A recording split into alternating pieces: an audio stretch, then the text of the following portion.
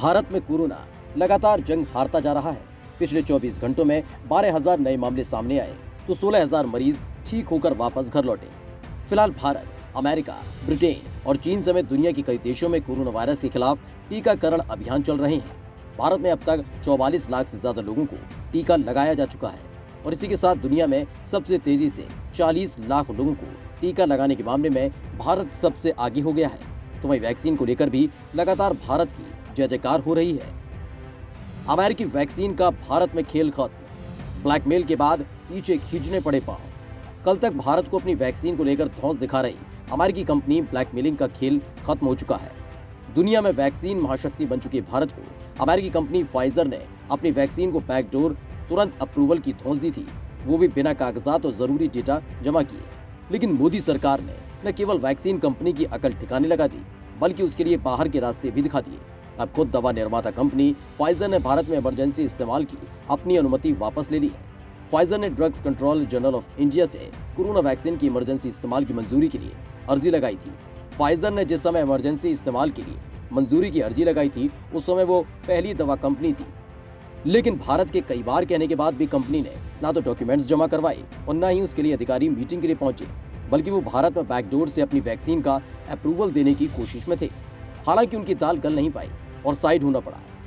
इस वैक्सीन को लेकर दुनिया भर में सवाल उठ रहे हैं। कंपनी पर फिलहाल नॉर्वे में वैक्सीनेशन के बाद हुई मौतों को लेकर केस चल रहा है, तो अमेरिका में भी इसके साइड इफेक्ट्स देखे गए।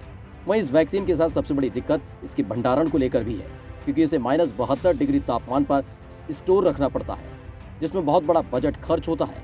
लिहाजा ये भारत के लिए सिवाय घाटे के अलावा कुछ नहीं था। पाकिस्तान ने खोल दी चीनी वैक्सीन की पोल। कोरोना वैक्सीन को लेकर दुनिया भर में भारत की जय जयकार हो रही है। भारत की वैक्सीन से कई देशों में टीकाकरण हो रहा है और पड़ोसी देश भारत की प्रशंसा करते नहीं थक रहे हैं। लेकिन दूसरी ओर चीन है, जिसकी वैक्सीन की क्षमता पर हमेशा जी हजूरी करने वाले उसके अपने गुलाम पाकिस्तान ने ही सवाल खड़े कर दिए हैं। चीन अपनी वैक्सीन को लेकर भले ही पूरी दुनिया में गाल बजा ले, मगर उसकी हकीकत क्या है, पाकिस्तान ने उसकी पोल खोल दी। प्रधानमंत्री इमरान खान के स्वास्थ्य मामलों के विशेष सहायक डॉक्टर फैसल सुल्तान ने क्लियर कहा है कि चीन की साइनोफार्म वैक्सीन 60 साल से ज्यादा उम्र के लोगों पर बिल्कुल भी असरदार नहीं है। अपने यहाँ कोरोना वैक्सीनेशन अभियान के एक दिन बाद से ये बात कही है। चीन ने पाकिस्तान को 5 लाख सिनोफार्म टीके दान किए थे, जिन्हें लेने पाकिस्तान से एक विमान गया था। चीन ने भले ही करीब 21 करोड़ की आबादी वाले पाकिस्तान को महज 5 लाख टीके दान में दिए हों, लेकिन उसने स्पष्ट शब्दों में उसी वक्त कह दिया था कि पाकिस्तान को अपना विमान भेजकर अपने खर्चे पर वैक्सीन को ले जाना होगा। भारत ने दिल खोलकर की पड़ोसियों की मदद, पाकिस्तान को मिलेगा भारत की कोरोना वैक्सीन। चीन ने पाकिस्तान को फिलहाल 5 लाख वैक्सीन देकर इतिश्री कर ली है, लेकिन पाकिस्तान को भारत की ओर से 1,70,00,000 वैक्सीन डोज फ्री मिलने वाली है। कोवैक्स प्रोग्राम के तहत खैरात में मिलने जा रही है। पाकिस्तान ने सबसे पहले ऑक्सफोर्ड, एस्ट्राजेनेका और सीरम इंस्टीट्यूट ऑफ टेक्नोलॉजी की ओर से तैयार किए गए टीके कोविशील्ड को ही सबसे पहले आपातकालीन मंजूरी दी। लेकिन इमरान खान की सरकार के खजाने में न तो इतने रुपए हैं कि वे टीके खरीद सकें और न ही इतनी हिम्मत कि भारत सरकार से टीका मांग लें। हालांकि पाकिस्तान ने इसे बैकडोर से पाने की कोशिश के तहत राज्य सरकारों और निजी सेक्टर को खरीद की छूट दे दी थी। चीन की तरफ से पाकिस्तान को मिली कोरोना वैक्सीन ऊंट के मुंह में जीरा के समान है। भारत ने करीब 3 करोड़ की आबादी वाले नेपाल को फ्री में ही कोरोना वैक्सीन की 10 लाख डोज दे दी है। लेकिन दूसरी ओर चीन है, जिसने करीब 21 करोड़ की आबादी वाले पाकिस्तान को ऊंट के मुंह में जीरा थमा दिया है। केवल नेपाल ही नहीं, भारत ने वैक्सीन श्रीलंका, बांग्लादेश, म्यांमार, भूटान समेत कई दूसरे पड़ोसी देशों को भी मुहैया कराई है। भूटान की आबादी करीब 7.5 लाख है, मगर भारत ने उससे सहयोग के तौर पर 1.5 लाख वैक्सीन की खुराकें दे दी है।